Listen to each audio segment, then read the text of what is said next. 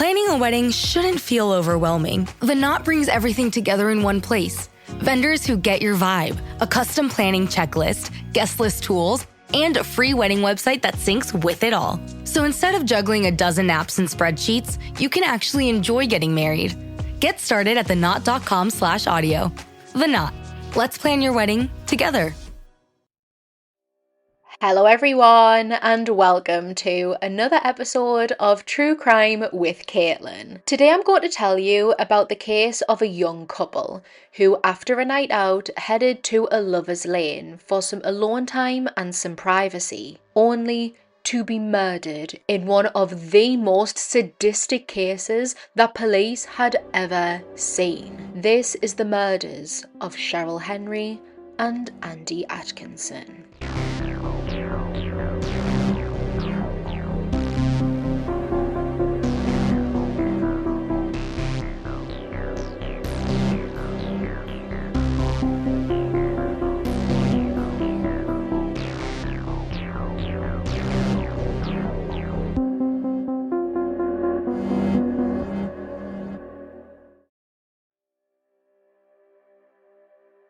Garland Atkinson, who went by the nickname Andy, was born in September 1968 in Fayetteville, North Carolina, his parents being Anne and Garland Sr. At some point, Anne and Garland would separate. They got divorced and Andy would stay in Fayetteville with his mum while Garland moved to Houston, Texas. Andy was part of a very close-knit family. His younger cousins, who were all like siblings to him, really looked up to Andy and wanted to be just like him. He was a fantastic role model.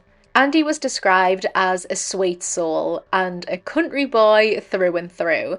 He was charming, funny, kind-hearted, he loved having a good time, but he could also be really cheeky and mischievous. Andy loved the outdoors and he was very fit and active.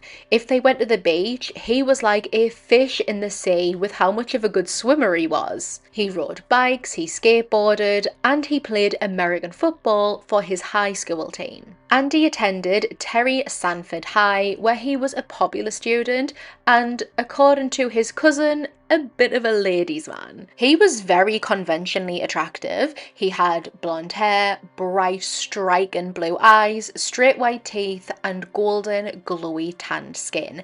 Andy was actually so good looking that he even considered a career in modelling.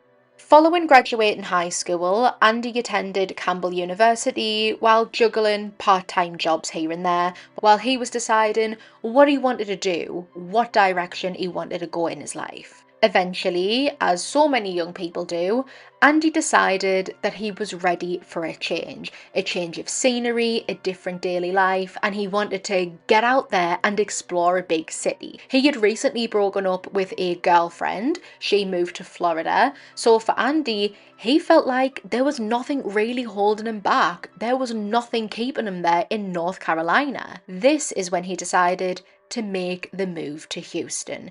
It made sense. He had family there, Garland was there, who eventually went on to remarry and have another 2 children.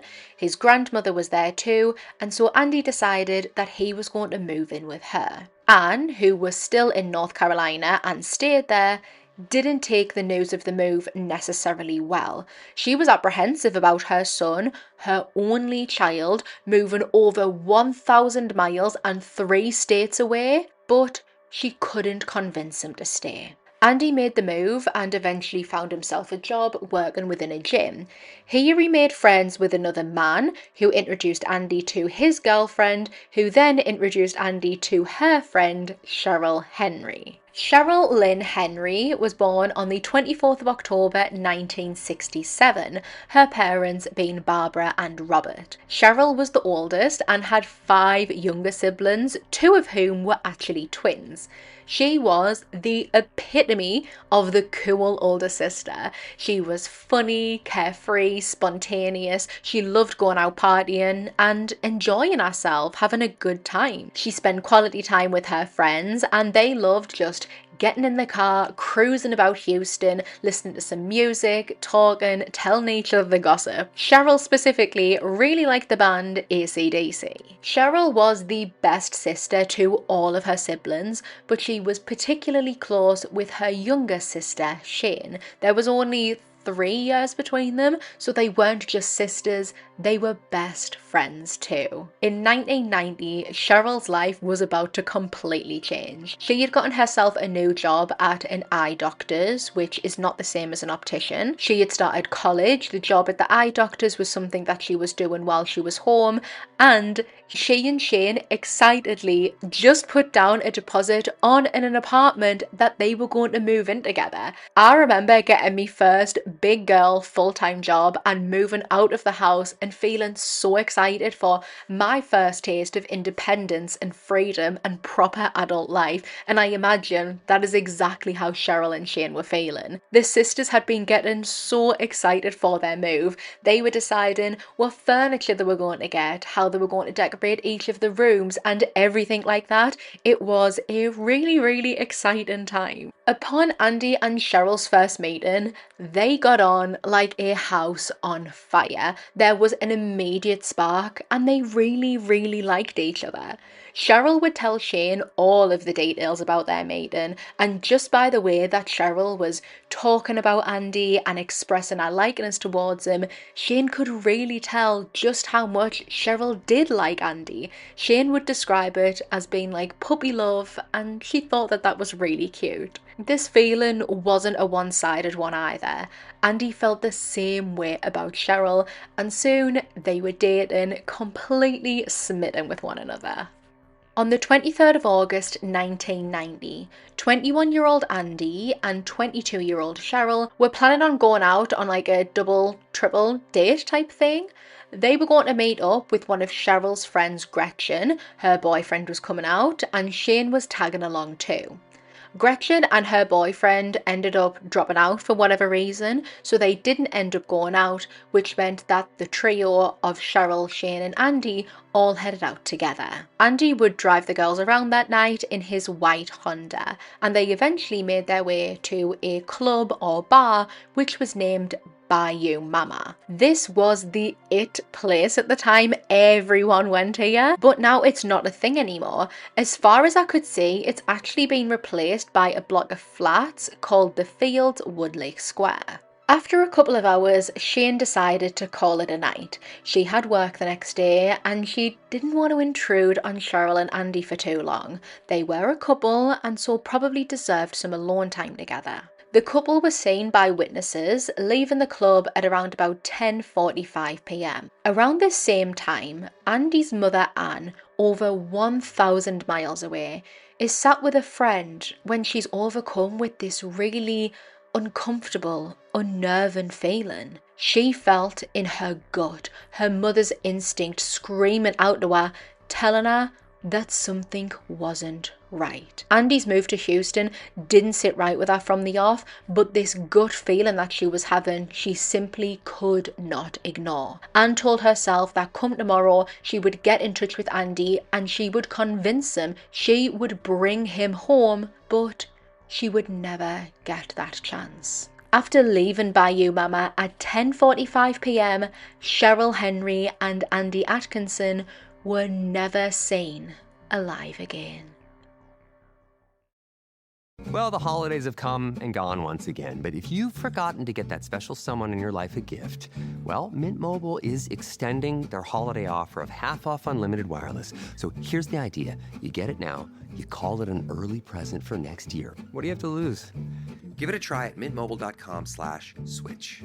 Limited time 50% off regular price for new customers. Upfront payment required. $45 for 3 months, $90 for 6 months, or $180 for 12-month plan. Taxes and fees extra. Speeds may slow after 50 gigabytes per month when network is busy. See terms. The following morning, now the 24th of August 1990, Shane is sat in her car outside of a house, blaring the horn, signalling to Cheryl that she was outside, ready to take her to work.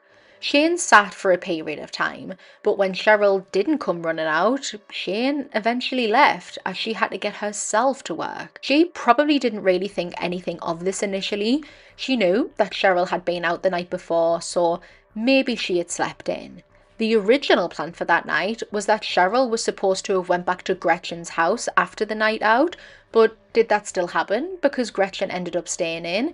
If so, could Cheryl maybe be there? Shane wasn't really sure, but at this very moment, she wasn't really worrying about it and made her way to work. A couple of hours into her shift, she would get a phone call from one of Cheryl's co-workers at the eye doctor. This co-worker was asking Shane, "Where is Cheryl? She hasn't turned up to work that day and she hadn't rang in.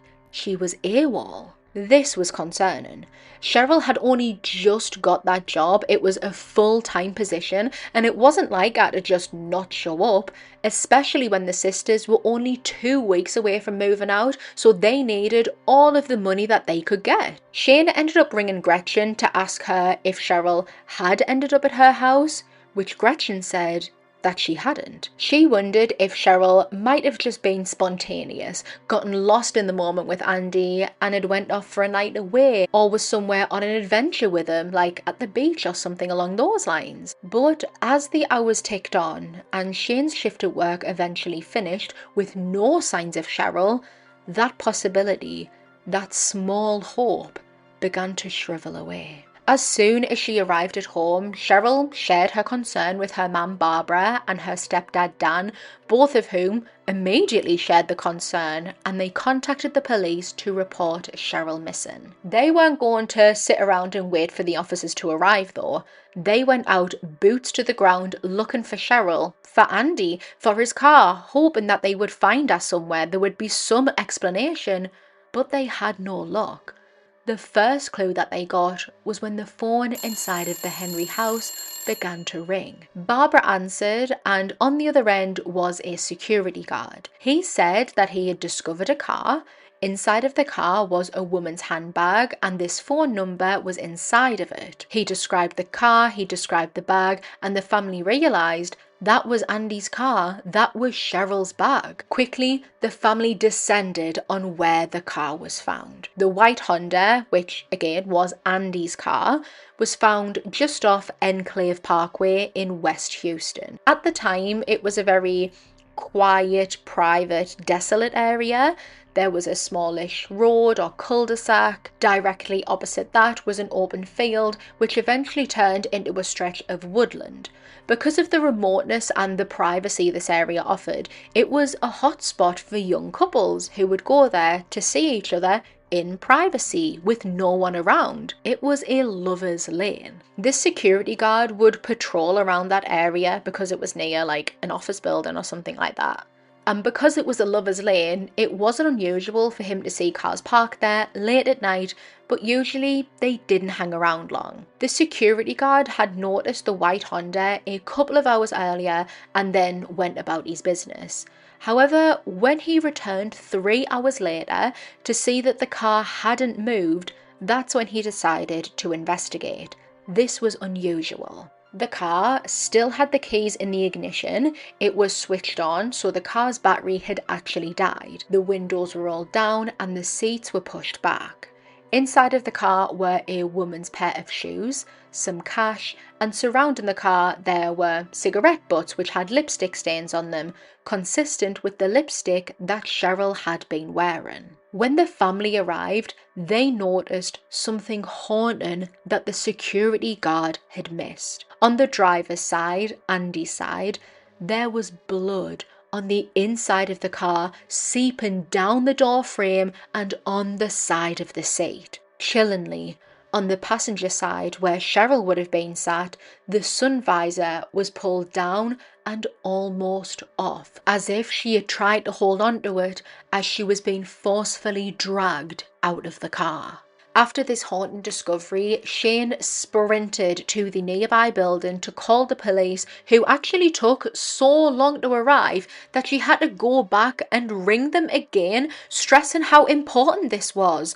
Her sister was missing. They had discovered her boyfriend's car. There was no signs of either of them, and inside of the car there was fresh blood. By the time the officers arrived, it was near on 11 p.m, so it was already dark, but they immediately began a search of the area surrounding the car. Sniffer dogs were brought on to help in the search, and a friend of Cheryl's who was at the scene said that she knew immediately that the dogs had found something because they started to go crazy. Following the dog's barking signal, the sound of Barbara screaming filled the air as she was told that Cheryl had been found, but that she was gone. Her oldest daughter was dead.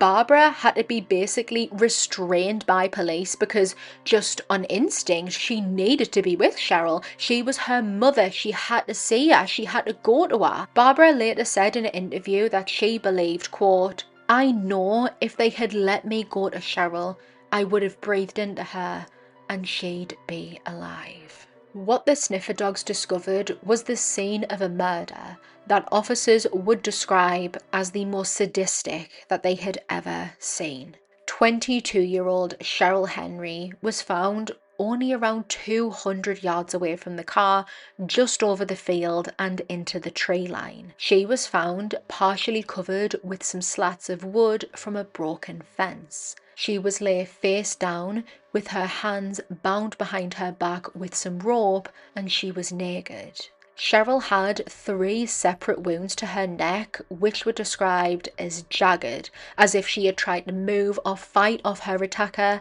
as he slit her throat from behind. When a woman is found naked, it's almost always assumed that there was a sexual element to the crime, and in this case, it was found that Cheryl had been raped by her attacker.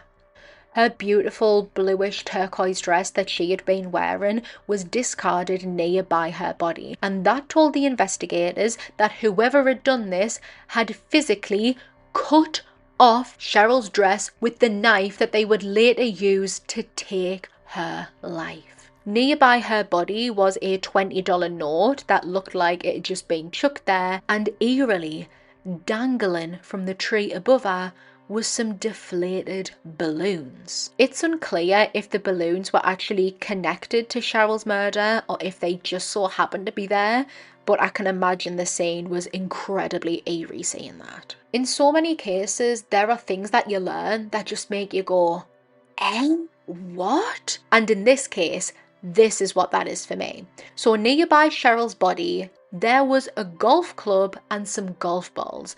They were left or positioned in a way that they pointed to where Cheryl was found. The golf balls, I almost imagine them being like a Hansel and Gretel type thing. So whoever had done this to Cheryl wanted her to be found. They had left a path directing whoever, a passerby, a family, friend, an officer, pointing directly to her body. The golf club and balls were determined to have been taken from Andy's car.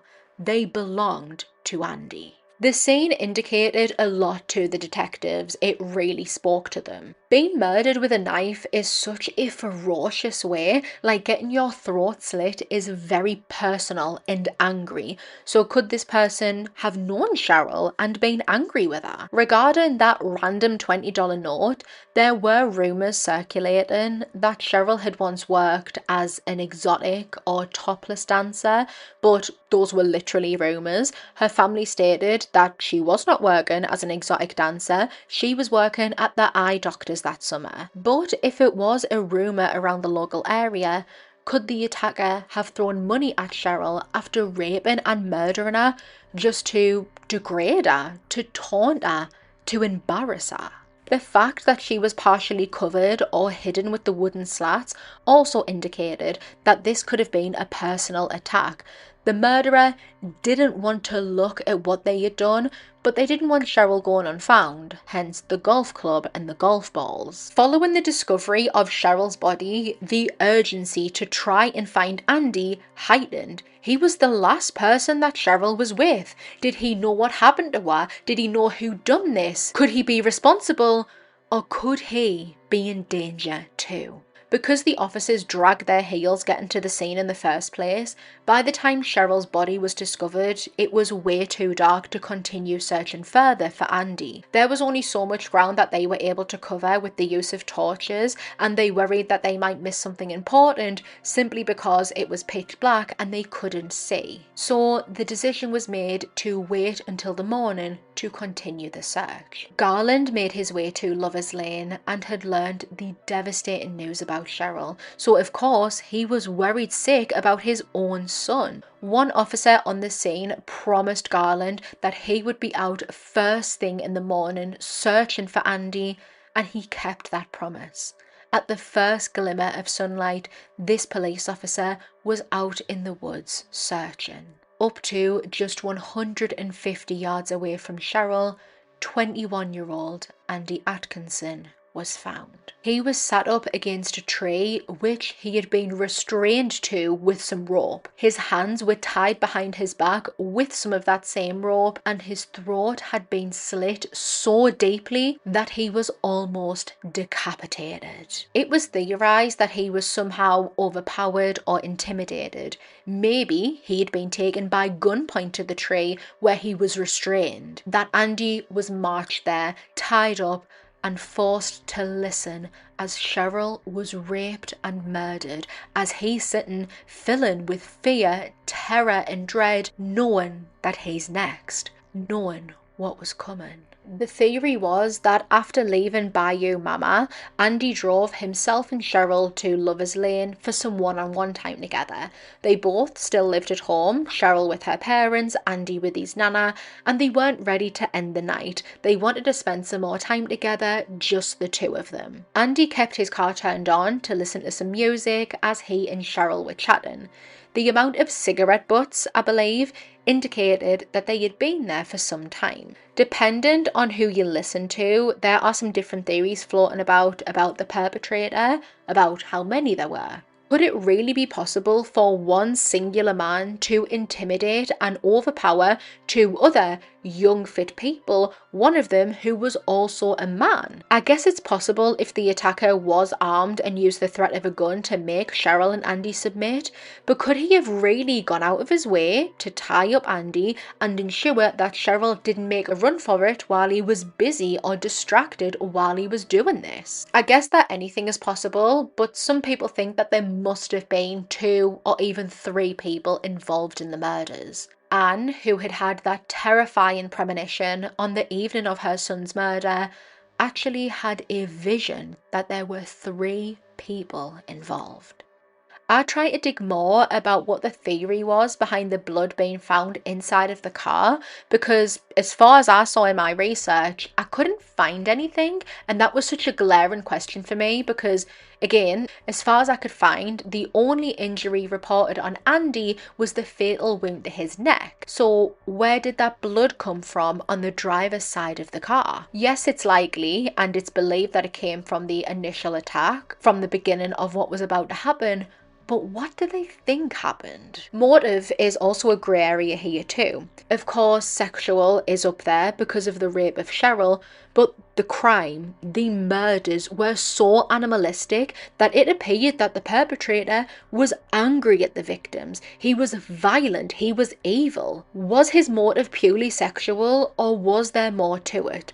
I don't think a purely sexual motive, or even just a crime of opportunity, if this person was just laying in wait for someone to inflict unbelievable horror upon, equated to the sheer amount of violence that they actually inflicted. And a stabbing is especially very up close and personal. Robbery was all but ruled out for the motive. Cheryl's designer Louis Vuitton bag, her purse and cash were all left inside of the car. Andy's expensive watch and cash were also still on his person, and again, it seemed like the killer had thrown $20 at Cheryl. If he had murdered this young couple to rob them, he would take every penny he would get. Semen DNA that was extracted from Cheryl's body was sent to a lab for analysis. DNA technology was still very much in its infancy and very expensive. Thankfully, a full profile was extracted from the DNA. The only problem was that then, in 1990,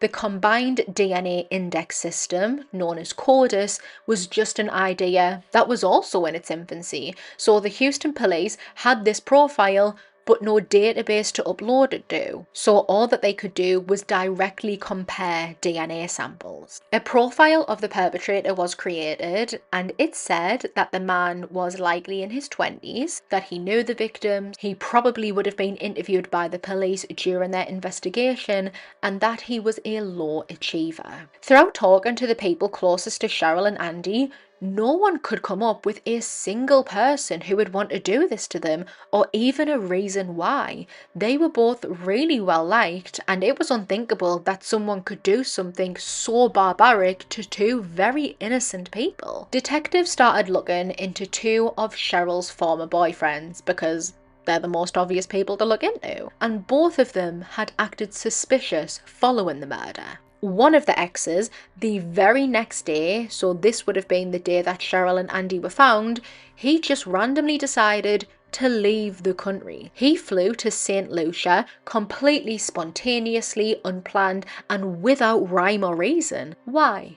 Why, when this horrific thing happened to someone that he knew, did he decide to get on a plane and leave the country? Houston detectives tracked him down, and he returned to the US, provided them with a DNA sample for comparison willingly, and just like that, he was ruled out. The next ex, again, this is the day after the murders, showed up at Cheryl's family home and just sort of stood there, lingering, motionless, and that just came off as really strange. When he was asked to provide a DNA sample for comparison, he said no. For years, he refused, and even as 17 other men provided their samples and ruled out one by one, this ex-boyfriend just wouldn't. Point blank refusal. Eventually, a warrant was issued for his DNA, so he was forced to give it over by court order, and that DNA sample ruled him out straight away. It didn't match, so why did he drag that out for so long? Detectives would follow every avenue, tip, lead, anything that came across their desk, but there was next to no progression in the case. When CODIS finally became a thing in the mid-90s, the DNA profile was uploaded to there, but there were no matches. Weeks, months, and then years eventually passed with no movement on the case. This was one that so many people, family and law enforcement alike, believed was going to be quickly solved, but it wasn't. It wouldn't be until 11 years later that police received a chilling letter about the double murders. TaxAct knows filing taxes can be confusing, so we have live experts on hand who can help answer any questions you may have. Questions like, can I claim my SUV as my home office if I answer work emails in my car? If I adopted 12 dogs this year, can I list them as dependents? And, am I doing this right, or am I doing this very, very wrong? Our experts have the answers to those questions and many others. TaxAct. Let's get them over with. In 2001, a letter was posted to Houston police. On the front of the envelope was the police's address, but in the top corner were two familiar names, Cheryl Henry and Andy Atkinson. Inside was a handwritten letter which read, quote, HPD, if you want to know who killed C. Henry and A. Atkinson, it will cost $100,000. Reply, Hugh Chronicle Personal Column, Mun 3-1201. A lawyer will be hired to make sure you play straight. Anon. This was the first tip that police received in a long time, and they were really hoping that it was going to lead them to something. In the letter where it said Who Chronicle, that is the local newspaper, the Houston Chronicle, Who was an abbreviation. So, police left a message in the personal column accepting the terms, wanting to get the ball rolling for information, but the writer of the letter never responded. The very existence of this letter was hidden for quite a while actually. It wasn't made known to the family or the public until I think 3 years later, when there was literally nothing else that the police were able to do. The writer of this letter had quite distinct handwriting, so their A's didn't join up at a point at the top, and honestly, when I first looked at the letter, I thought that they were writing a letter H and not an A. So the thought process was that maybe someone would recognise that handwriting.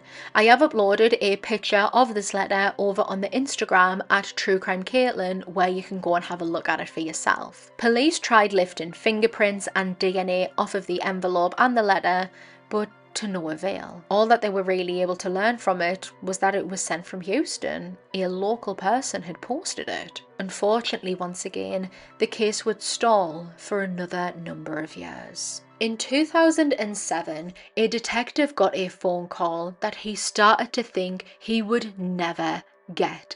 Finally, there was a match in Cordis. Their DNA had got a hit, but it wasn't a match to a person. The DNA matched DNA recovered from another case. In June 1990, this is 2 months before the murder of Cheryl and Andy, a woman whose name hasn't been released to the public, so I'm just going to refer to her as Jane, finished a late night shift at a nightclub that she worked at. She worked as a dancer in the club, which was in Houston. At around 2 a.m, she arrived to her boyfriend's apartment in Northwest Houston, which should have been empty. He was away either travelling or working as a pilot, so Jane was shook to her core with fear when from the darkness within the apartment she was pounced on, a gun pointed to her head. A man who had his face covered with fishnet stockings started to scream at her, demanding to tell her where her boyfriend was, because apparently her boyfriend owed this man money. This man had lain in wait inside of the apartment for someone to return. Was he genuinely expecting Jane's boyfriend, or was that just a front?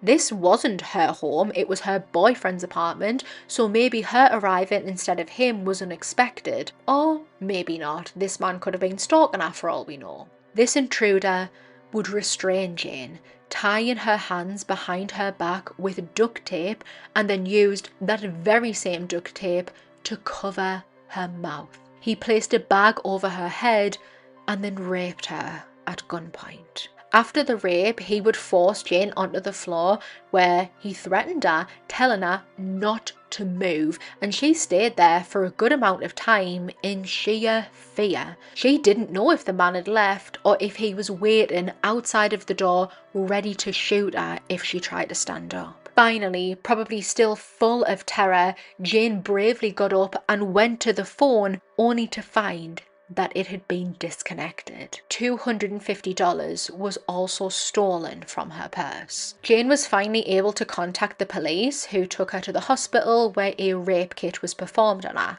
extracting the semen DNA. Again, because of the lack of DNA technology in the very early 90s, unfortunately, this kit would sit in the back of an evidence cupboard until the technology progressed. It wasn't until 2007, 17 years after Jane was raped, that the DNA was uploaded into Cordis, and the semen DNA from Jane's attack matched the DNA that was extracted from Cheryl's body. Whoever had tied up Jane, covered her head with a bag and raped her at gunpoint was the person who had raped and likely, almost certainly, viciously killed Cheryl and Andy. This was a person who was escalating, and I don't doubt that he had even more victims.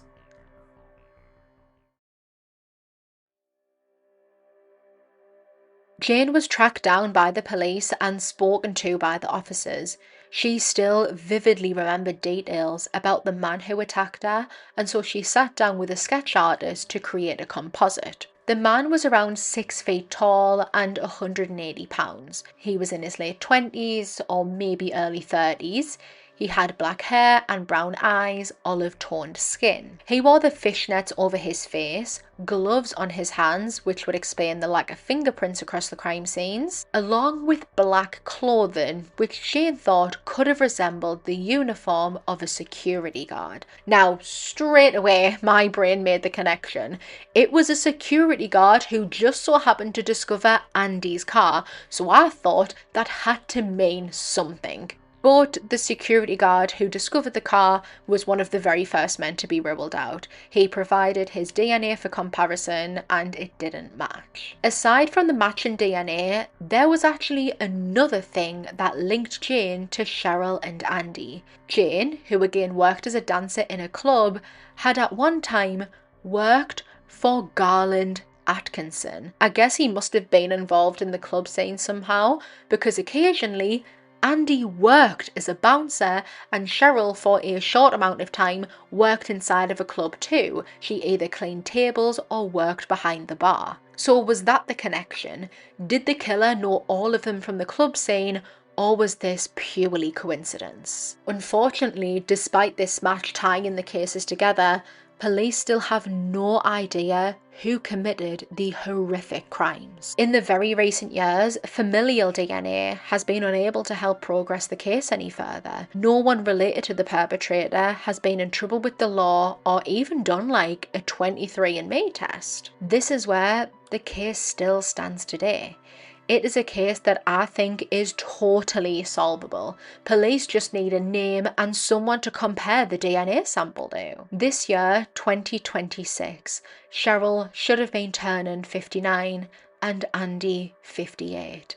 Both would have still been so young with so much life ahead of them had their lives not been viciously, senselessly ripped away from them. It is entirely possible that their merciless evil killer is still out there, living his life, hopefully being haunted every day by what he has done.